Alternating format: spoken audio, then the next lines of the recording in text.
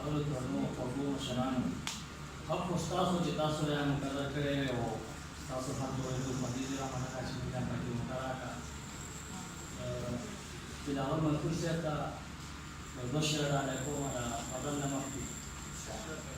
خلک چې اور ورته کوي ورته په خپله مرضی، خلک چې اور ورته کوي ورته په خپله مرضی، مونږ د هغه وجو په مثال پاتې یو اوس. خلک چې اور ورته کوي ورته په خپله مرضی، مونږ د هغه وجو په مثال پاتې یو اوس. او سمې پښتې وایه په دې خاوره ته نه اوسېږي، سمې پښتې وایه په دې خاوره ته نه اوسېږي، ډېر بدترین ګنده دلبره په حال پاتې اوس.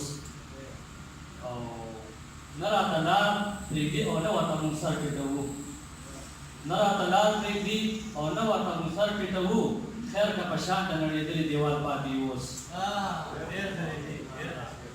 غزل دی چې ووایه کوم وختونه ستا وعدې ته راورسېده، ووایه کوم وختونه ستا وعدې ته راورسېده، ځکه د سوخت اسمېلي مې خولې ته راورسېده. بې غوره خلک مې په ګټه تاوان نه یو د ځان، بې غوره خلک مې په ګټه تاوان نه یو د ځان، ځکه دردونه مو د خپو سینې ته راورسېده. مونږ د کوترې په شان غلي شو چې نه ویني مونږ، مونږ د کوترې په شان غلي شو چې نه ویني مونږ، ځکه یهود زموږ درې کعبې ته راورسېده. مننه.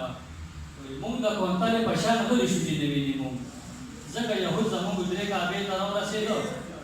دانش صاحب نه مې نامه نه مې کوڅه ورته معلومه وه، خو نه مې نامه نه مې کوڅه ورته معلومه وه، خو د خپل سړي په سهاره کوڅې ته راورسېده. نه مې نامه نه مې کوڅه ورته معلومه وه، خو د خپل سړي په سهاره کوڅې ته راورسېده. او اوس پکې فرق وکړم څنګه چې په یو جامه دي، اوس پکې فرق وکړم څنګه چې په یو جامه دي، غیر په چربل باندې زموږ جامې ته راورسېده. او مطلب چې د خپلو خلکو په اعتبار په همایون ممنده، د خپلو خلکو په اعتبار په همایون ممنده، حالات خو ځکه زموږ دې کیسې ته راورسېده.